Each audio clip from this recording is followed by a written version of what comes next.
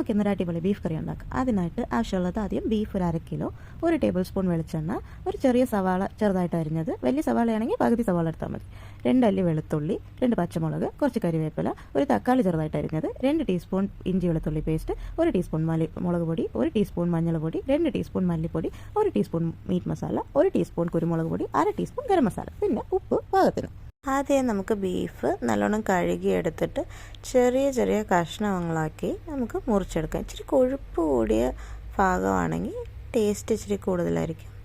എല്ലും കഷ്ണം ഉണ്ടെങ്കിൽ ഇടാം. എനിക്കിന്ന് എല്ലും കഷ്ണം കിട്ടിയില്ലായിരുന്നു, അത് കാരണം ഞാൻ വെറും ബോൺലെസ് ഇടുന്നത്. എന്നിട്ട് കഴുകി നമ്മളത് കുക്കറിലോട്ട് തന്നെ ഡയറക്റ്റായിട്ട് ചേർത്തേക്കാം. എന്നിട്ട് അത് വേകാനുള്ള ഉപ്പ്, ഒരു 1/2 ടീസ്പൂൺ മുളക് പൊടി, ഒരു 1/4 ടീസ്പൂൺ മഞ്ഞൾ പൊടി, പിന്നെ കുരുമുളക്, ഒരു 1/2 ടീസ്പൂൺ കുരുമുളക്, ഇതെല്ലാം കൂടി ഇട്ടിട്ട് നല്ലതായിട്ട് നമുക്ക് കൈകൊണ്ട് തിരുമ്മി ഇതൊന്ന് മിക്സ് ചെയ്യാം. എല്ലാ ഭാഗവും എല്ലാ ഇറച്ചിയിലും പെടുന്ന കണക്ക് നല്ലോണം ഒന്ന് മിക്സ് ചെയ്തിട്ട് നമുക്ക് അടച്ചിട്ട് ഒരു 5 വിസിൽ, എൻ്റെ ഈ ഇവിടുത്തെ ഇറച്ചിക്ക് 5 വിസിലിട്ടാലേ വേഗത്തുള്ളൂ. അപ്പോൾ അത്ര ഇട്ട് ഇത് വേവിച്ച് മാറ്റി വെക്കാം നമുക്ക്. അത് കഴിഞ്ഞിട്ട് അടുപ്പിലൊരു പാത്രം വെച്ചിട്ട് പാത്രം ചൂടായി കഴിയുമ്പോൾ 1 ടേബിൾ സ്പൂൺ വെളിച്ചെണ്ണ ഒഴിക്കാം. വെളിച്ചെണ്ണ നല്ലതായിട്ടൊന്ന് ചൂടായി കഴിയുമ്പോഴേക്കും നമ്മൾ നേരത്തെ അരിഞ്ഞു വെച്ചിരിക്കുന്ന സവാളയും 2 പച്ചമുളകും കൂടി കീറി അതിനകത്തോട്ട് ചേർക്കാം. ചേർത്തിട്ട് നല്ലോണം ഒന്ന് വഴറ്റിയെടുക്കാം.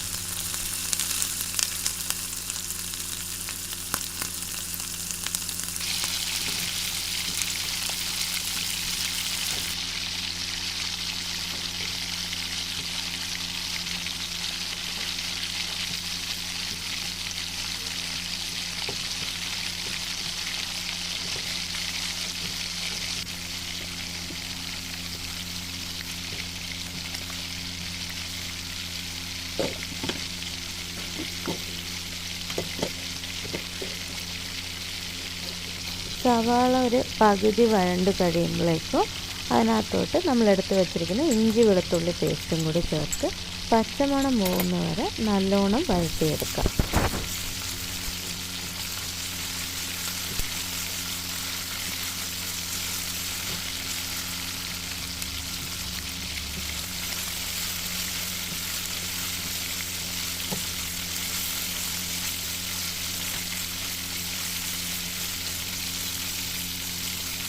ഇതെല്ലാം കൂടി ഒന്ന് നല്ലതായിട്ട് വഴണ്ടതിന് ശേഷം നമ്മൾ അരിഞ്ഞു വെച്ചിരിക്കുന്ന തക്കാളി ചേർക്കാം. തക്കാളി ചേർത്ത് ഒന്ന് ഇളക്കിയതിന് ശേഷം ഇതിലേക്ക് 1/2 ടീസ്പൂൺ മുളക് പൊടി, 1/2 ടീസ്പൂൺ മഞ്ഞൾ പൊടി, 2 ടീസ്പൂൺ മല്ലിപ്പൊടി,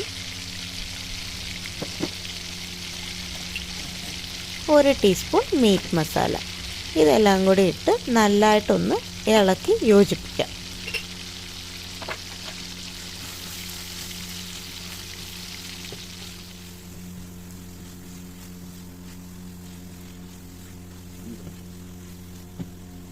ഈ സ്റ്റേജിൽ നമ്മൾ വേവിച്ച് വെച്ചിരിക്കുന്ന ബീഫും അതിൽ ബീഫ് വിട്ട വെള്ളവും രണ്ടും കൂടി ചേർത്ത് ഇതിനകത്തോട്ടേക്ക് നമുക്ക് ആഡ് ചെയ്യാം.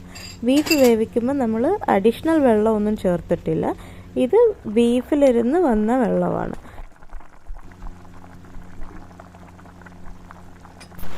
ഇപ്പോൾ കറി നല്ലതായിട്ട് തിളയ്ക്കുന്നുണ്ട്. ഇടയ്ക്കിടയ്ക്ക് ഒന്ന് ഇങ്ങനെ അടിവിട്ട് ഇളക്കി കൊടുക്കണം. കറി നല്ലതായിട്ട് തിളയ്ക്കുന്നുണ്ട്. ഇപ്പം നമുക്കിതിനൊരു ചെറിയ താളിപ്പ് റെഡിയാക്കണം. സൈഡിലൊരു പാത്രം വെച്ചിട്ട് അതിലോട്ട് ഇച്ചിരി വെളിച്ചെണ്ണ ഒഴിച്ച് 2 അല്ലി വെളുത്തുള്ളി ഒന്ന് തട്ടി ചേർക്കണം. 2 പച്ചമുളകും കൂടി കീറിയിട്ട് കുറച്ച് കരിവേപ്പിലയും കൂടി വറുത്തിട്ട് അത് നമുക്ക് തിളയ്ക്കുന്ന കറിയിലോട്ട് ചേർത്ത് കൊടുക്കാം.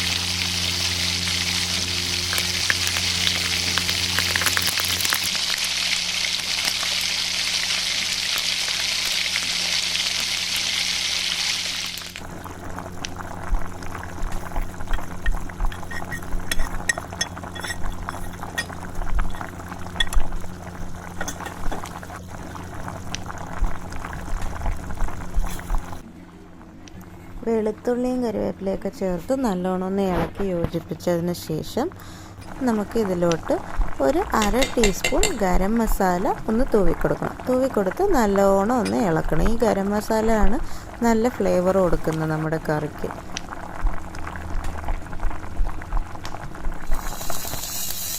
ഒരു 2 സെക്കൻഡ് ഇതൊന്ന് നമുക്ക് അടച്ചിടാം. അടുപ്പൊന്ന് ലോയിലാക്കാം.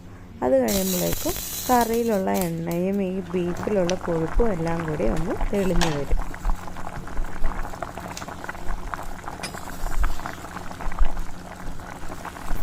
നമുക്ക് ആവശ്യമുള്ള കറിയുടെ തിക്നെസ്സിന് ഏറ്റ മാതിരി നമ്മളൊന്ന് ഇടയ്ക്കിടയ്ക്ക് ഇളക്കി വെച്ച് അടുപ്പൊന്ന് ലോയിലിട്ട് തന്നെ കറി ഒന്ന് കുറുക്കിയെടുക്കാം.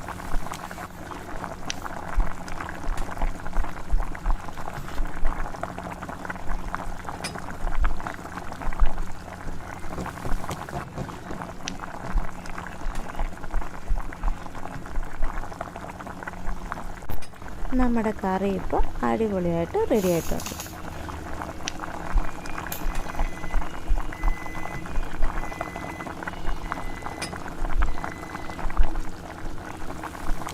ഇനി എന്തിനാ വെയിറ്റ് ചെയ്യുന്ന?